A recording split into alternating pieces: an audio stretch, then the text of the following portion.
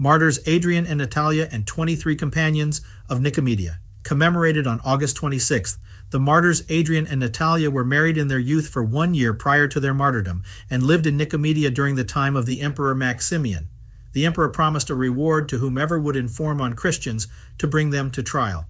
Then the denunciations began, and 23 Christians were captured in a cave near Nicomedia. They were tortured, urged to worship idols, and then brought before the praetor in order to record their names and responses. Adrian, the head of the praetorium, watched as these people suffered with such courage for their faith. Seeing how firmly and fearlessly they confessed Christ, he asked, "What rewards do you expect from your God for your suffering?" The martyrs replied, "Such rewards as we are not able to describe, nor can your mind comprehend." St. Adrian told the scribes, "Write my name down also, for I am a Christian, and I die gladly for Christ God." The scribes reported this to the emperor, who summoned St. Adrian and asked, "Really? Have you gone mad that you want to die? Come, cross out your name from the lists and offer sacrifice to the gods, asking their forgiveness." St. Adrian answered, "I have not lost my mind, but rather have I found it." Maximian then ordered Adrian to be thrown into prison.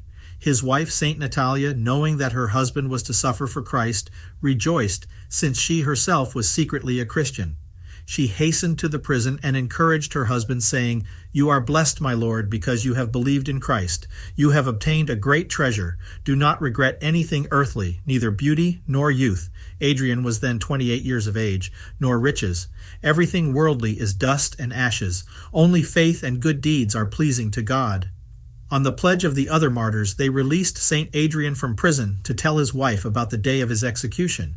At first, St. Natalia thought that he had renounced Christ and thus had been set free, and she did not want to let him into the house. The saint persuaded his wife that he had not fled from martyrdom, but rather had come to give her the news of the day of his execution. They tortured St. Adrian cruelly. The emperor advised the saint to have pity on himself and call on the gods, but the martyr answered, "Let your gods say what blessings they promise me, and then I shall worship them. But if they cannot do this, then why should I worship them?" St. Natalia did not cease to encourage her husband. She asked him also to pray to God for her, that they would not force her into marriage with a pagan after his death. The executioner ordered the hands and the legs of the saints to be broken on the anvil. St. Natalia, fearing that her husband would hesitate on seeing the sufferings of the other martyrs, asked the executioner to begin with him and permit her to put his hands and legs on the anvil herself. They wanted to burn the bodies of the saints, but a storm arose and the fire went out. Many of the executioners were even struck by lightning. St. Natalia took the hand of her husband and kept it at home. Soon an army commander asked the emperor's approval to wed St. Natalia, who was both young and rich, but she hid herself away in Byzantium. St. Adrian appeared to her in a dream and said that she would soon be at rest in the Lord.